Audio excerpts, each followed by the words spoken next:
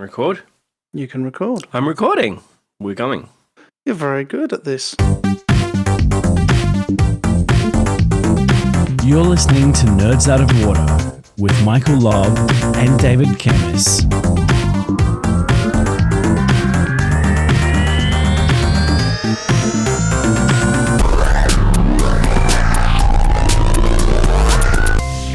Okay, Michael, our guest today is a self-professed change whisperer. This lovely person has created change in some of the most difficult areas around the globe. I first met her delivering value-driven improvements and transformation on a 96,000 person rollout in Australia. She's gone from strength to strength, producing articles on process and productivity improvements. One of her colleagues recently stated, if your change project is complex, faces strong stakeholder resistance, involves politics at multiple levels, and has challenges considered insurmountable, then stop reading and go and engage her. I'm really proud to introduce to you my good friend, director, owner, and change whisperer, Michelle Delebet from Corporate Growing Pains. Thank you very much, David, for that very warm welcome. What a welcome. How are you? Outstanding, thank you. Enjoying life, Outstanding. staying warm in this crazy winter weather we've got going on now. It changed very suddenly, didn't it? It sure did. Went from being sunny and beautiful to, oh my God, where are all my jumpers? To light the fire. It's been a pretty hard couple of months for everyone over the last little while, notwithstanding the cold, but how are you and your family doing? Thanks for asking, Michael. My family's doing pretty good. My hubby is now working from home, which is a wonderful thing. He's loving it and doing really well. So we're hoping that that can be a change that is sustainable going forward. I have brothers in Melbourne and one in Santiago in Chile.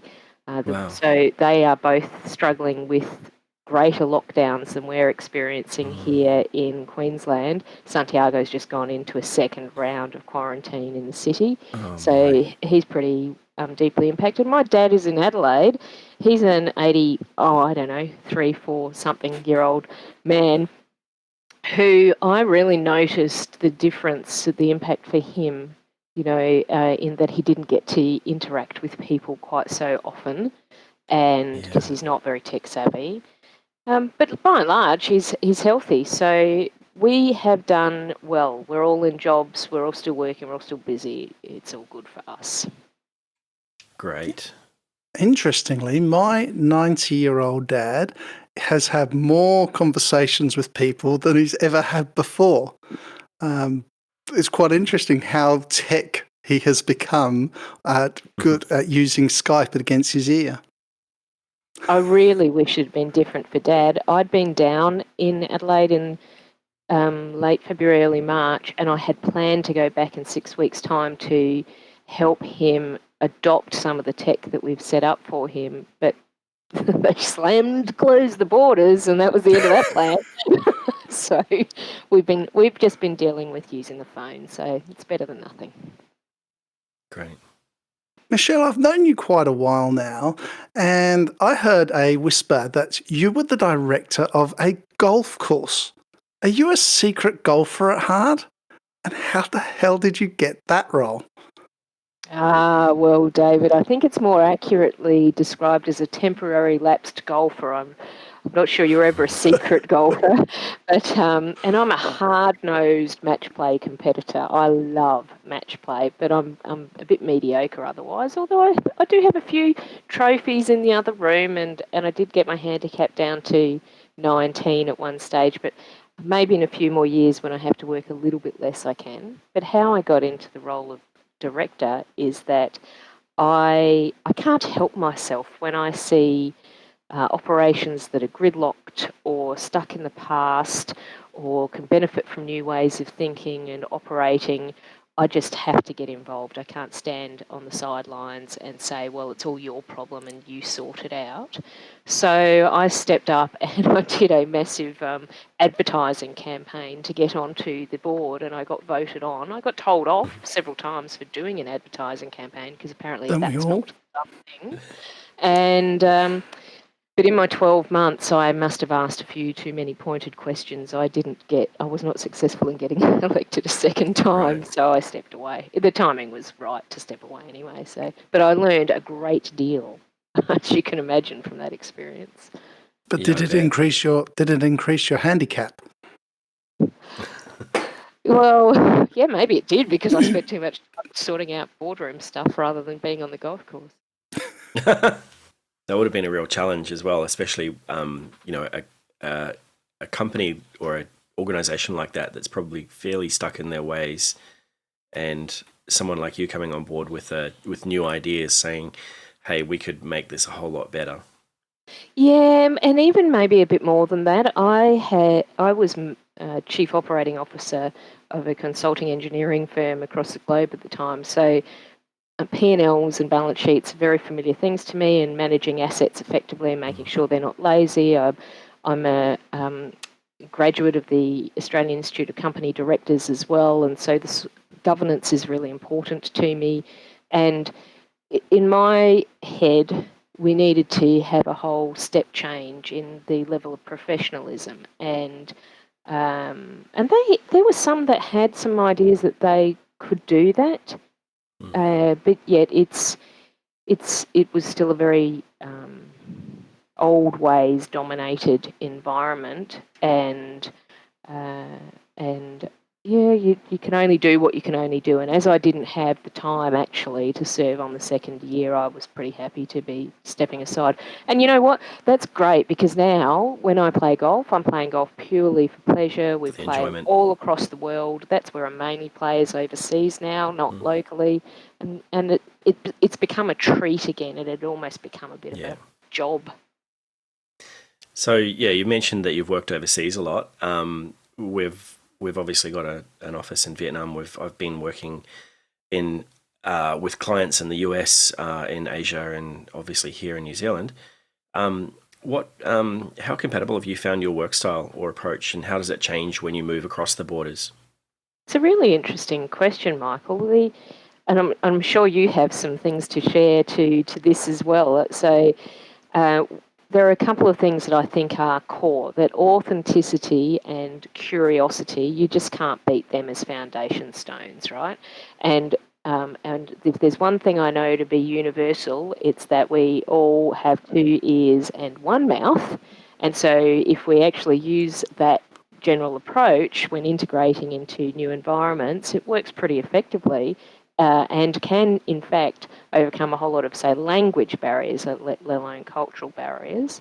I think also that smiles and genuine interest are so powerful. So from there, if they're the foundation stones, whatever you have to build on top of those become quite straightforward to adapt to.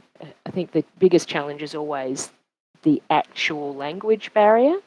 But you know what? Isn't Google Translate fantastic? And Duolingo? I mean, seriously, they are like game changers in trying to do business across the world. And I am currently on, I don't know, 227 straight days of learning Spanish on Duolingo. Okay. And Wow. recently submitted our first tender for a client of mine in Spanish, so Okay. which I was Nice. able to put together with a good combination of my knowledge. I have a few languages under my belt, so language knowledge as well. So, you know, getting helping people and wanting to help people breaks down so many barriers. What do you think? Yeah, like the language barrier has never really interfered too much. But one thing you mentioned was curiosity, and I find that that's a really important, a really hugely key component, because if you're not curious, then you're not learning. And a lot of these people that we've worked with overseas found that we found that they were very curious about different things that we were doing, or different ways to do things, but they're often too shy to speak up. Right. And Especially in finding Asia, ways, because where the culture is very different to here. totally, and finding ways to reveal that. It's a similar thing occurs in South America. You know, they have such a distinctly different cultural premise from what we have here in Australia, which I would largely describe as every person for themselves. Yeah. Maybe not post COVID-19, but still, it's a long and heavily ingrained tradition of every person for themselves, and cut every tall poppy down in the meantime.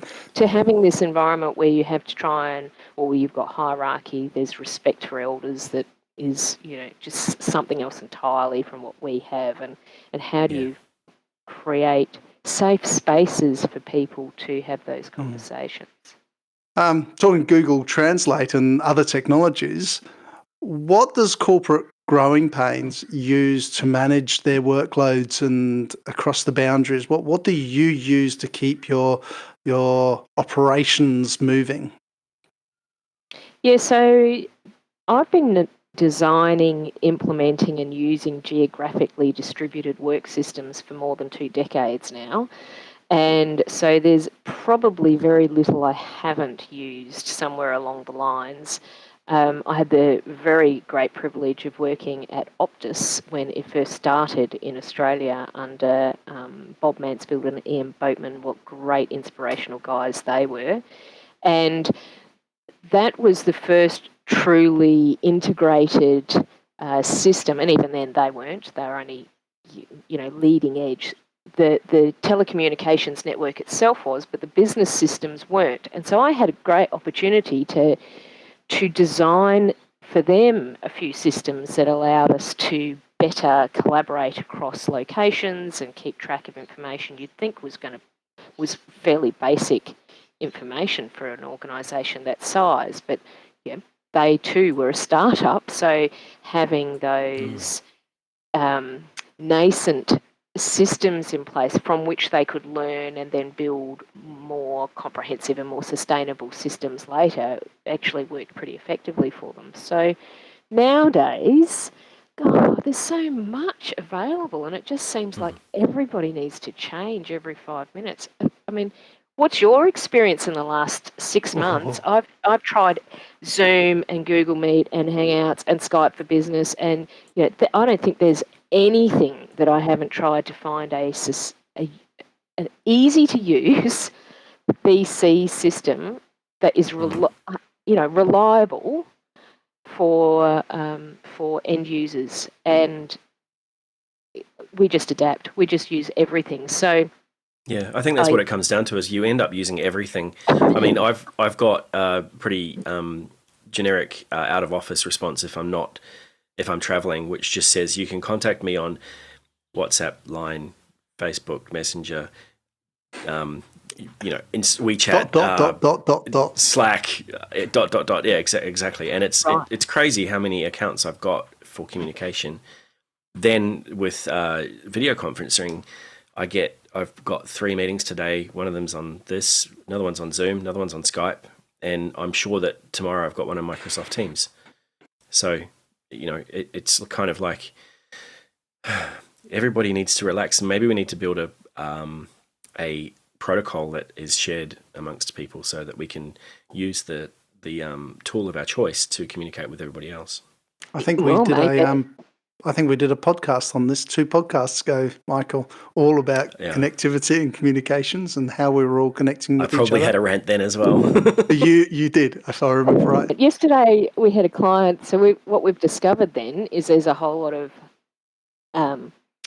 very responsible IT departments with a range of clients of mine that the minute that you set up a Google Meet, for example, they can't hear you or they can't see what you're presenting, because they're on Cisco. Often it's Cisco systems, and so they send, or WebEx, and so they send you theirs. Yesterday I was using Cisco. I'd noticed that I could be given control of somebody else's, and so when we do these little pitches, somebody else does the technical demonstration. I do the initial pitch and the end pitch, and I said, well, why don't we just do it all off your laptop today? Yeah. You give me control, I'll go through the slides, and you can take control back, or I'll give you control back, and then, so we're testing this out just before we start. I take control. I'm like, da, da, da, da, da. This is going great. Okay, Alex, I'm going to try giving you back control. None of us could find how to do that. And people are going, Alex, just take control back. I have no control of my computer. I can't control my computer. I know nothing. So I'm with you on the rants, but let me tell you about two things that I have found lately that I really would like to share more widely, because I think I'm sure you deal with clients that are large and small just like I do. And I had to help a client recently sort out their payroll system, and I really resent the major players in the marketplace, MyOb and Xero, and the rorting that I think, here's my rant, Michael, the rorting that they are doing with their charges. And so I'm forever in search of free systems. And Payroller is an awesome system, simple to use, free, and useful in the Australian marketplace.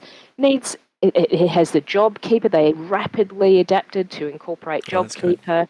So I think it's a really useful free system for managing payroll of all sorts of sizes. Of course, it has some limitations, but it's worth a look in. And the other one, of course, that we all get frustrated about is our accounting package, right?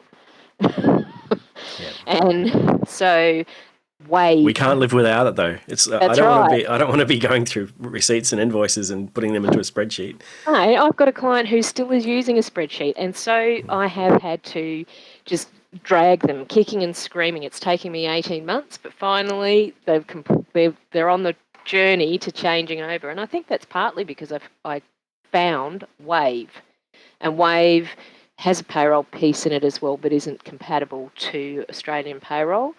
But the system itself for accounting has a simple chart of accounts. It's very nice interface.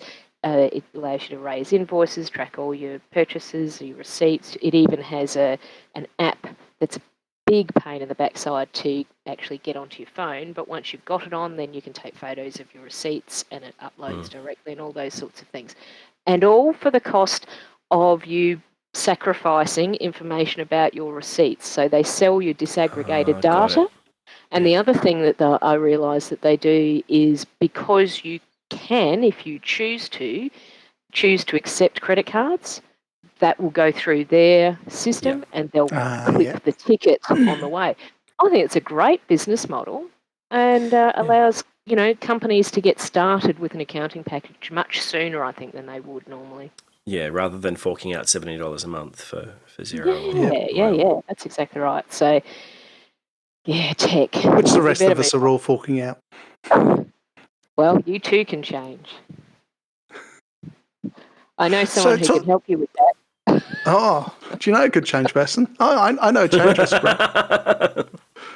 So you spoke then about Wave, which had the payroll system wasn't particularly Australianized, not compatible.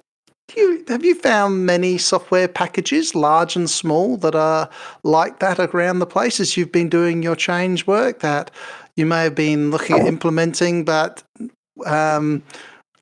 not compatible with the way we operate in Australia? Yes. There's always adaptation that needs to be made, and I think it's one of the biggest mistakes that organisations take is they think that they can apply a cookie-cutter methodology around the world. They can't even do that around their own country, to be fair. Nuance, local nuance is so important, and it's part of it. It harks back to that earlier topic we were on with cultural differences of different locations. You have to be able to incorporate cultural nuance, and that can change in Australia. That can change from state to state. It can change from local government to local government. So having an element of agility within the system that allows you to just tweak to those nuance create a fabric of standardisation, but allow some flexibility to bring people along on their own change path. You never know when you're going to find a better way of doing something that could be incorporated into another area. One of the examples though that I'll give you is I had a major mining client a few years ago who wanted to change the way they captured, reported, and analysed operating time, and so they'd gone ahead and designed a new mining information system, and what they needed to do was comply with the operating reporting of the company, which was dealing in a different commodity. And there was a massive hoo-ha about, well, that operating time reporting system won't work for coal because that's from iron and it's just not the same, and blah, blah, blah, blah. Anyway, they went ahead and redesigned it to allow that nuance to be brought together, and so that the organisation, one of the largest resources companies in the world, could look at their global operations and look at where their operating time trends might be. Particularly valuable, of course, to the procurement department and negotiating deals with big suppliers, but also really valuable to the local user, the individual mine, the individual piece of plant, and really starting to bring that big thinking of, well, here's the system that you've got to use, and actually making it useful to that end user. What I like to call low-hanging fruit is something that it's foundational to my change methodology, my change whispering, shall I say. Oh, change whispering methodology. That's not a change methodology that I've actually heard of recently. Well, you say that, and that's the art, right? Because good change should be change that that is self-determining. But to find that path of self-determination, you have to be introduced to new ideas in a way that you can digest them and make sense of them for yourself. And for me, that's what change whispering is all about. It is that. I know I've done my job exceptionally well when my client comes to me one day and says, Michelle, I'd like to do, and the next things out of that person's mouth are things that we've been talking about for some time. I go, job done. I don't need to own the idea. They have to own the idea. Yes. And it always helps when they come back to you with the same idea that you gave to them a year ago. Mate, I had this, just not tech example, but I think this was one of my earliest realisations. I had this old boss, who's an old mate of mine, and we moved into a much bigger space, and so we got to fit it out ourselves. And I said, there is no way we are just having beige walls or white walls. It's just, we need to have a bit of life. And so I picked this vibrant, but not too vibrant, yellow. It was like a sunburst, almost a little bit, I don't know. Anyway, a really pleasant, not too bright yellow. And he was like, oh, geez, I don't think so. And I gave him a choice of a few to pick from, and he picked one that was a bit dulled down, but still acceptable to me. Anyhow, we went on, did that fit out, and 6 months later, when we did the launch, and for the next several years that we were in that premises, every time someone said, "Oh, I really like those yellow walls," he would say, "Oh, it's my best idea I ever had." And the first time he said it in front of me, I was like, "Rah!" And then I was like, "Hang on. Yes, it was the best idea you ever had." You've ever had. I have done my job. So with COVID-19 happening and all the changes that are happening and our lives altering probably forever, how do you see your space operating? Is it going to change for you? Well, I hope it's going to change for me, David, because what I've been frustrated by in the past is that clients have so little idea of what it is to facilitate change that they feel like they need a backside on a seat for 40 hours a week to get it done. And that is fundamentally untrue. And any change manager who tells you different is desperate to pay their mortgage. So the notion is, what are you doing to facilitate change? And sure, many organisations need bits of paper to be filled out to demonstrate that you're meeting KPIs and those sorts of things. But the reality is, what is the outcome that you're looking for? And the outcome is change that is accepted, adopted, and with little productivity dip. And so there are many ways to do this, and I'm not a big fan of paperwork myself.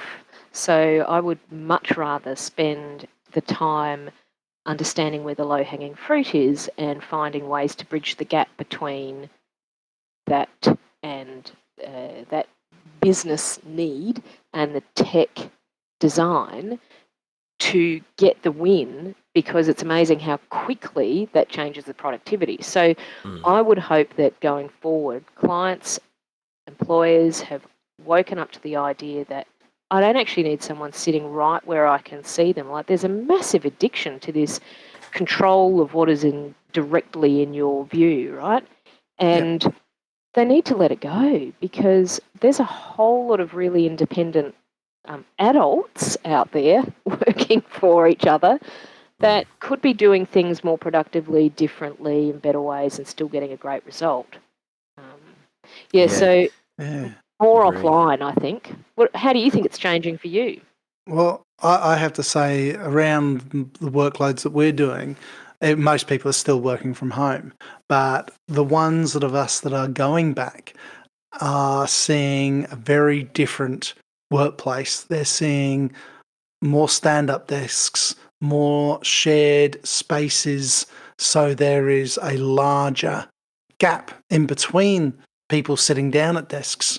I know that in the government at the moment, they're literally ripping out desks, every other desk, to putting in a stand-up desk, which is going to be a shared desk, so there's not somebody there all the time. It's an interesting, okay, but I agree. I think that if you are not going to work, that's when it's going to stand out, because the people working from home are nearly always more productive. More productive. And the ones that aren't more productive, they need usually some coaxing and some tools and some energy put into them to make them productive. The ones that don't want to work, all of a sudden they're going to stand out. They will be, you'll be able to see the people who are not willing to do the work because they've never done the work. They've never done the work when they're being overlooked, and they're not going to do the work when they're at home either. Right, I think there are genuinely some roles in the world that cannot be done from home. And I think there are genuinely some people who cannot work from home for a myriad reasons. Yep. And letting them be the ones that should be in the workplace, I think, is so important. And let the rest of us get on with it and be more productive because we're at home. Let's teach the leaders how to manage geographically distributed teams more effectively. Let's help them focus on performance in ways that go beyond looking at bloody numbers on a display board, and start to genuinely connect with the people that they're working with and start to overcome the very issues that you're talking about. Michelle, you've worked in some amazing places. I'm sure that you've got plenty of political stories to tell us. Is there one that stands out that you're allowed or permitted to be able to whisper into our ears? Well, there are many that stand out and many that I shouldn't tell at this point in time. But there is one that's, I think, is quite interesting because it sort of relates to, I think, what's going on in the world with COVID-19 at the moment, and I'll come to how it relates. So I was implementing this mining information system, and we had direct stakeholders across 5 sites, and it impacted about 1,800 personnel, and I had indirect stakeholders in other locations across the globe. And it involved a very substantial change to current state. So there was enormous resistance to change. In fact, the reason I was there was because somebody had rung up and said, we've got you like poison chalices, don't you? I'm like, well, you like projects that are, really stuck, where the tech team who's developing a system has been told never to return to site, where there's massive resistance to change. And I'm just like, oh, bring it on. How could you not get I better love those. than that? I love those ones. Totally, Sounds me like too. one much closer to home. But anyway. Yes, indeed. And so, anyway, I thought that sounds like a lot of fun. So off I went, and I had to do a lot of travel across these 5 sites, and we got to the last site to come online, and they were ready, and they just kept putting up these little BS roadblocks, and I just couldn't find a way to get around them. And in the end, I'm a great believer in the rip the rug out theory. Eventually you've just got to get on with it. You've got to do it. And there was actually no real reason why we couldn't. I'd personally written the training program and delivered the training program to everybody after I'd discovered what the problem was. And so everybody knew what they needed to know. Anyway, the general manager called me. Well, we were at site, and the general manager called me into this meeting. And I walked into the room. I was the last to come into the room because I must have been told the time was different to everybody else. 17 people sitting at a table in an L shape, big L shape. Me and the GM at a separate table. And it was What? This is Segmentation 101. I wonder what's going on here. And I'd walked in thinking I didn't know what to think, quite frankly, because we were due to go live 24 hours later. So he said some very unpleasant things in the next 3 minutes, and then invited everybody else to have their yah-yahs. And they all said some extraordinarily unpleasant things. And I can remember sitting there feeling, you're really actually sitting there trying not to cry.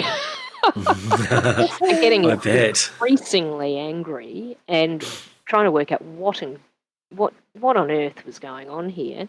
So the upshot is that after about 35-40 minutes of everybody just piling poo on this program and on me and on, trying to pretend that they couldn't get on board, then the GM said, right, is everybody done? Because silence had sort of descended. Anyone else have anything to do? Anything to say? Nope. Right, well, here's the thing. Tomorrow at 9 o'clock, we're going live. So I expect you Yep. Get ready and do it. That's right. Yeah. I expect you to support Michelle. If you've identified problems, then you have to be part of the solution. So shut up and get on with it. The expletives he used were maybe quite stronger than that. But I nearly fell off my chair. But that whole, we'd done so much consultation. In the end, you've got to rip the rug out. And I think that's what's gone on with COVID-19 is we've been talking for years about this remote working opportunity and which jobs shouldn't be in the city and are cluttering up our roads, and suddenly the rug is ripped out. And so I think it's very exciting. These political lessons teach us great things for the future. Well said. I'm about to do one of those rip the rug out projects right now where I've already started turning things off and no one's noticed. Oh, that's good. Love it. Yeah, I do. All right. That's exactly right. Yeah, that's the way you get things done. So, Michelle, that's really good information. Yes. Sorry. So I think there are some interesting things going on with COVID-19. I think it's really going to it's changed the way people are willing to work.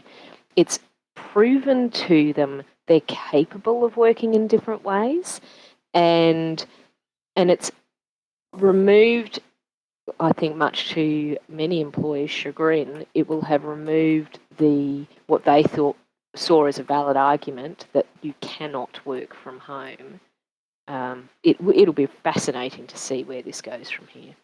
Yes, I agree. I agree. It will be fascinating because government and large employees people Yeah. have worked their way up the ranks and then just are not used to this decentralized workforce at an individual office. When they talk about decentralized, they're talking about their offices are decentralized, but not a decentralized workforce. And Michael and I have had a conversation about this in the past, that we have our staff spread over Australia, Asia, New Zealand, and they work. They just do the job. Yeah, absolutely right. We made a very successful business out of consulting engineering, being one of the first to actually do delivery of a project from multiple locations for a job for a client in Zurich for a job in the Middle East. Yeah. And we were using people from our offices in Canada, South America, Perth, Victoria, Brisbane, Sydney. Every office had somebody to do, wow. and actually it was amazingly effective because of the differences of time.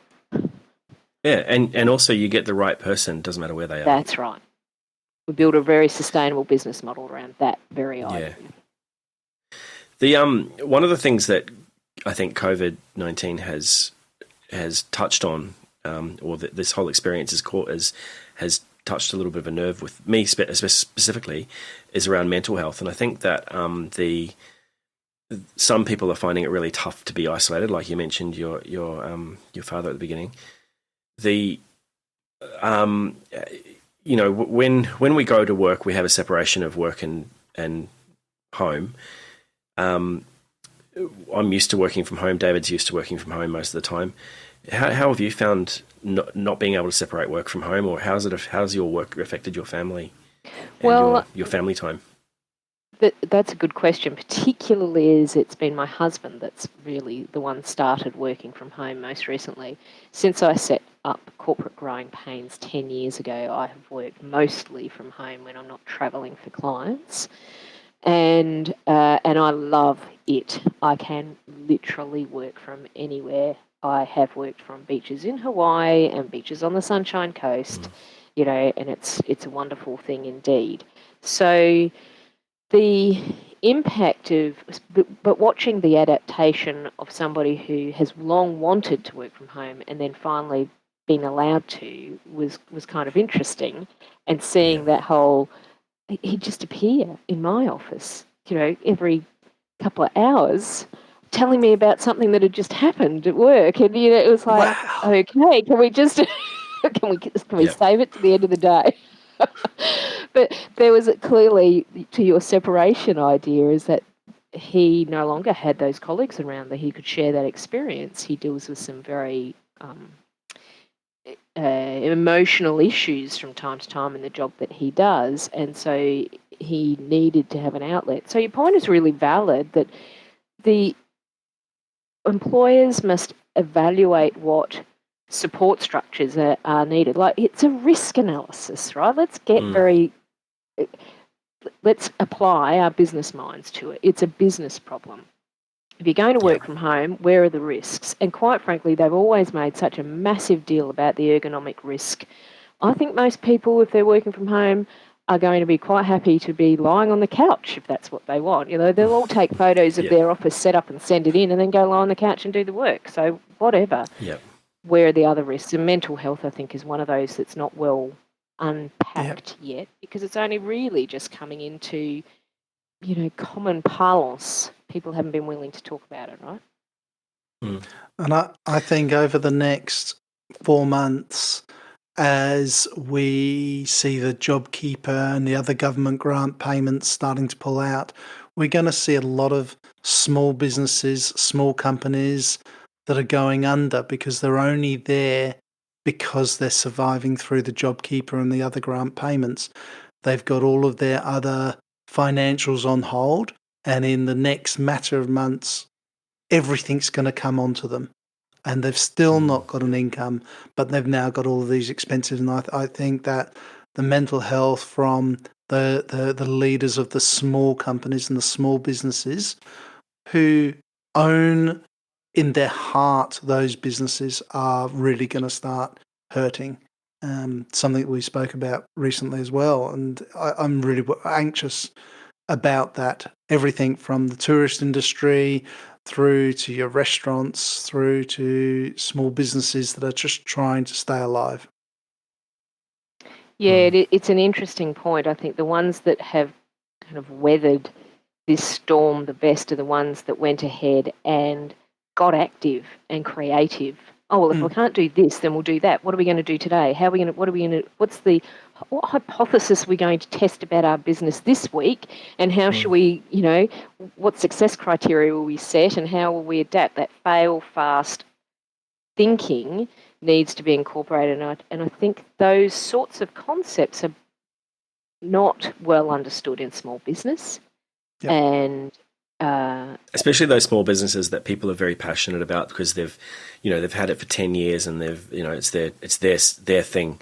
They're very attached to it. So when you suggest that maybe they should pivot into doing something different, they're like, but I've done this for 10 years. It's worked. I've been able to raise a family from this business and things have changed. Well, my dad had a failed company, a company I would have dearly loved to have taken over actually, and it failed ultimately because he just refused to budge. He and I had so many conversations about diversification, and it was a manufacturing engineering firm. It could have done it. It still works. Oh man, it would have been very exciting.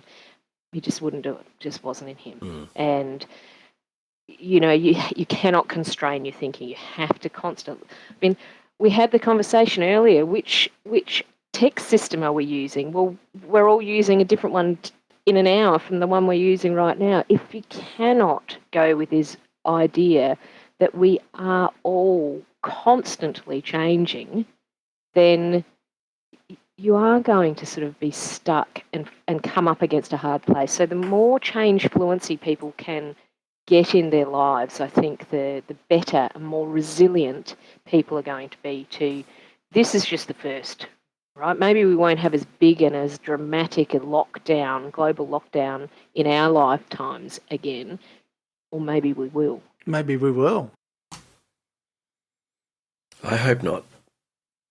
I mean, for me, I'm my parents are in New Zealand. My partner's parents are in Japan. We can't visit them. They can't visit us. Mm-hmm. I can't go to my Vietnam team. And I think, as you're well aware, I'm meant to be in the UK in about 4 days, travelling from the UK across to Czech Republic and then into Russia, because my plan was to doing a podcast from Chernobyl in 3 weeks' time. And I'm fairly sure that won't be happening now. Yeah, the impact on our international travel and being able to overcome the tyranny of distance is sad. Yet I have to say that how lucky are we as a world that the technology is here that allows us to stay in contact. Imagine this happening 50 years ago or even 30 years ago. Well, it did happen 50 years ago, didn't it?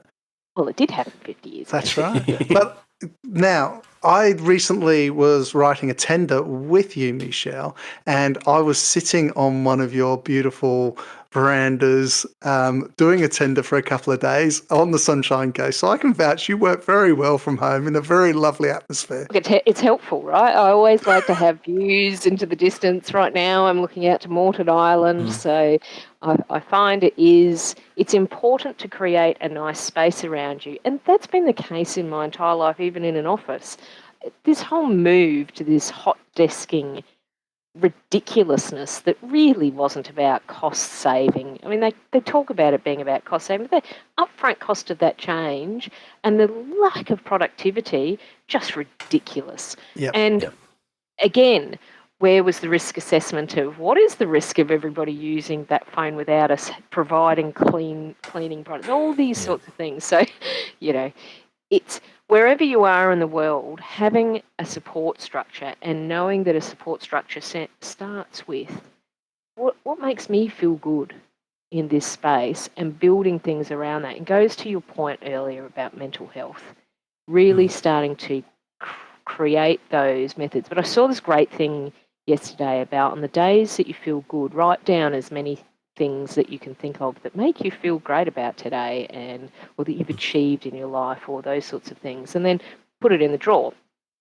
And then the days that you wake up and feel not so good, pull that list out and read that list and see what a difference it makes to your world. And these little tools that I wasn't taught at school, it took me a virtual mental breakdown to find somebody who taught me some of these tools. So important to us. I really think we have to work on mental resilience from the get-go. Yeah. And it's also working from home. It's the best pet-friendly environment that I can think of. Totally. I've got 3 cats.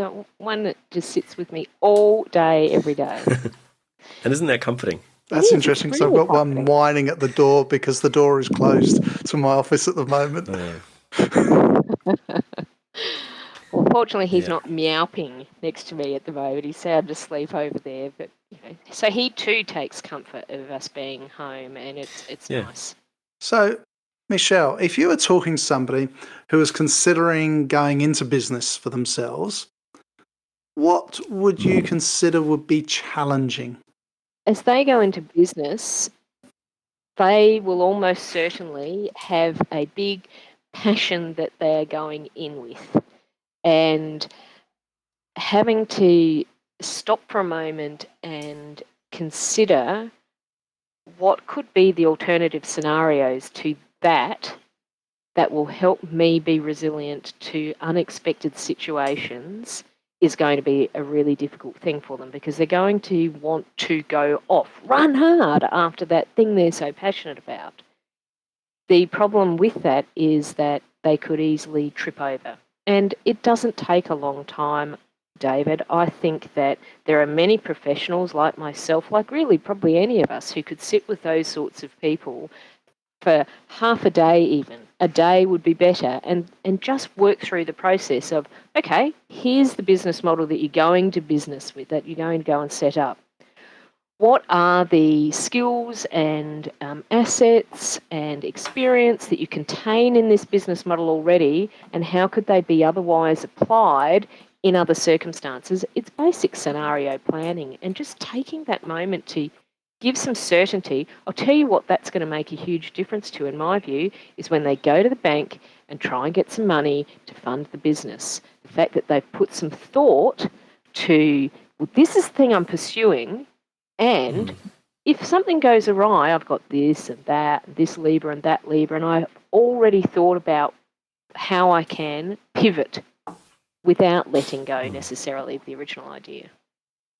Yeah, we were talking about this a couple of days ago, where the people who go through investment rounds, they get a lot of feedback. Like, I've heard of people going for seed round investment. They've had 300 meetings with investors, and every meeting they get a new bit of advice, and they change the pitch, and then they go to the next one, they change the pitch, and so forth and so forth.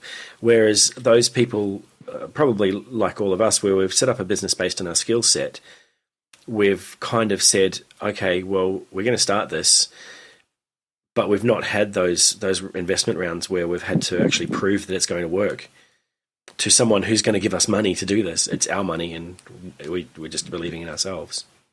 Yeah, that's right. Yeah, I agree. I'm largely the same, and yet I can't get past the idea that even though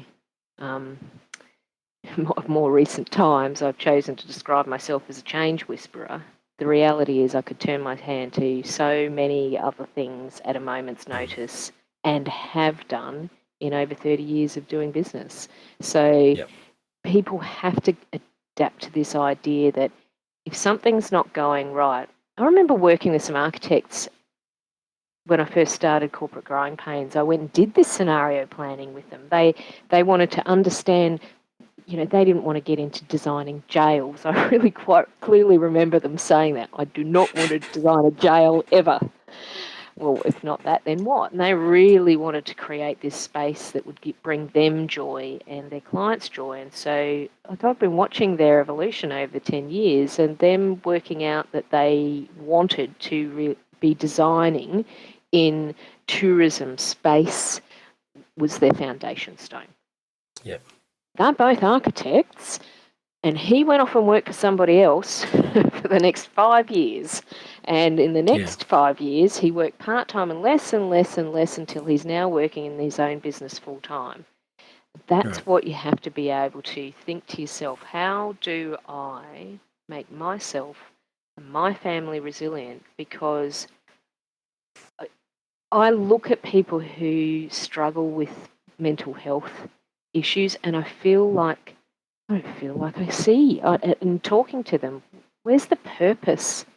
What's the underlying reason for what they're doing? What have they thought about to make sure that they can bring that to a reality? And it's when they start to see failure points that it brings them down and knocks them out. And the more they can think about this stuff, just even for a little time up front, the more resilient they become, the greater success they'll achieve in their lives.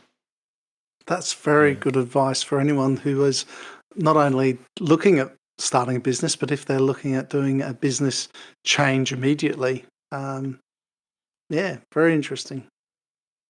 Yep. We normally ask 3 questions of all of our guests that are common, so that we've got some sort of thread to hang on by. The first question is, what would you do differently if you had a chance? In my entire life? No, in your career. No, I'd like to know what you know entirely. Oh, mate, there's not enough. There was one Wednesday night when... Yeah, there's not enough red wine for that conversation today anyway. So, but to your question, it's a great question. I mean, on the one hand, I want to say I wouldn't change a thing. And on the other hand, seeing as you pose it, I would have gone and got a trade. Okay. I love building and construction. It's like my hobby, I have to say, sadly. I don't know if it's sadly. It costs money. That's why it's sad. But, it's one of those things. I think a trade, later in life, I realised that a trade can be a really wonderful foundation stone. And it doesn't stop you going to uni later. I mean, I didn't go to uni straight out of school anyway. So I did go and do a secretarial course, and that's partly because I grew up at a time where still we were suffering under these sort of, the women go and be secretaries kind of idea. I didn't have good role models otherwise for alternative views. But looking back, I would have loved to have gone and been a builder. Yeah, you've actually answered our second question, which is what would you be doing if you weren't doing what you're doing now? No, it's not the same question. Oh. Don't you try now do the whisperer. I nearly called you a snake whisperer. Well, so the point of the previous answer was to say that everything is a stepping stone. What you choose at one moment in your life is not like. But I grew up at a time when it was ingrained in us that it's a job for life, and it's not a job for life. Yeah. It's the first step on a journey of life, and so that's what I would do differently: is think more about the idea of do whatever till you find your passion. But so, what would I be doing if I wasn't doing what I'm doing now, aside from lying on a beach? Would be. I would be making and marketing my chili sauces, my srirachas, and my marmalade. Yum. Okay, so where can we get our hands on those? Well, we'll work out a time when we can finally meet in a coffee shop, and we'll do a handover. Excellent. This segment has been brought to you by Michelle's chili sauces. Last question. Do you have any predictions for the future of technology? I feel like there's been so much change in such a rapid period. It was back in the mid-90s that I was working with Optus, and I had my first Motorola flip phone. How heavy it was, but I loved it. But now it's like we've got everything on the phone, and kind of going back to when I was 6 or 7, my brother building me my first his, not mine, his Dick Smith computer, Oh, yeah. and then creating a program to do mazes on it, which is where I think I got my love of technology. So what's the future going to hold? Well, I mean, I think there's going to be a lot more automation, and I feel like there's a great deal of fear at the moment surrounding that. The robots are coming to take our jobs. And I believe deeply that the robots taking jobs that put people in danger or in which they are more productive releases us, frees us to a higher purpose that we have not yet even begun to rightly imagine, yet get a hold of.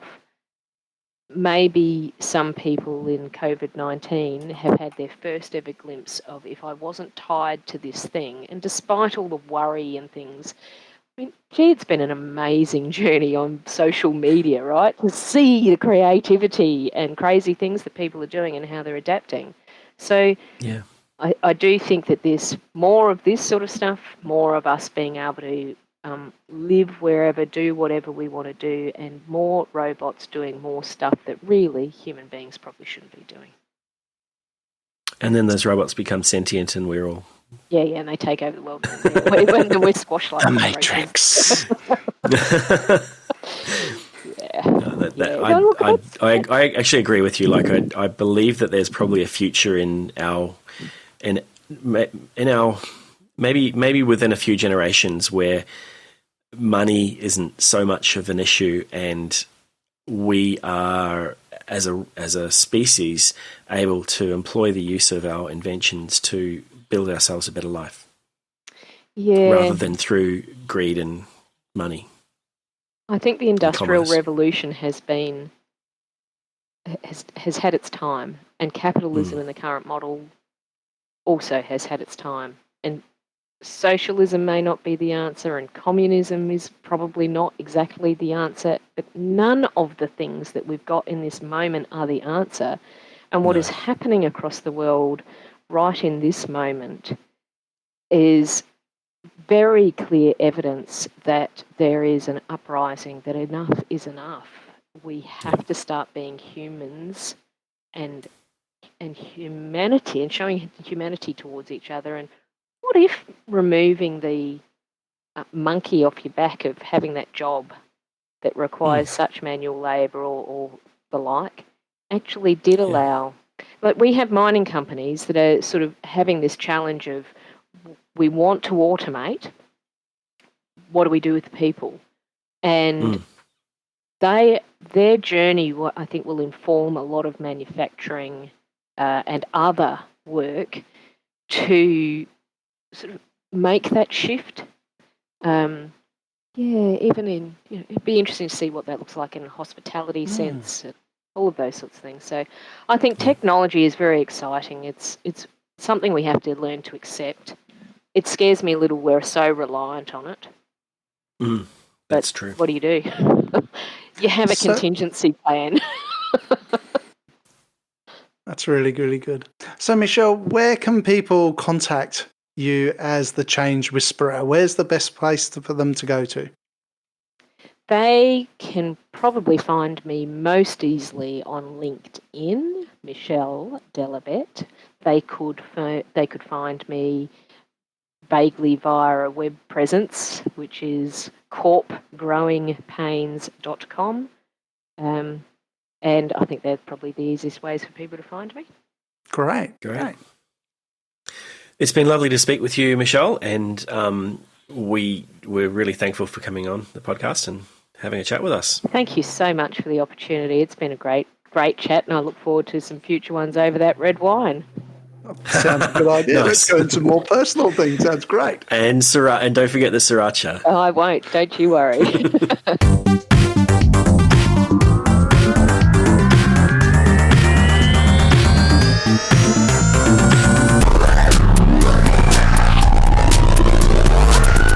Hey, so you've listened this far. This podcast is brought to you by Michael Lobb and David Camus. We both work for companies that work in the IT space, but in different areas. So we'd like you to help us by at least messaging us or liking us on Twitter or following us on Twitter. Give us a like or a follow on Twitter. I'm at Michael Lobb, MichaelLobb, and David is at Dave with 7, so DAVEWITH, the numeral 7. That'd be amazing if you can share and comment on this podcast using your favorite podcasting tool, as well as subscribe. That'd be awesome, and we'd love you for it. Thanks. Bye.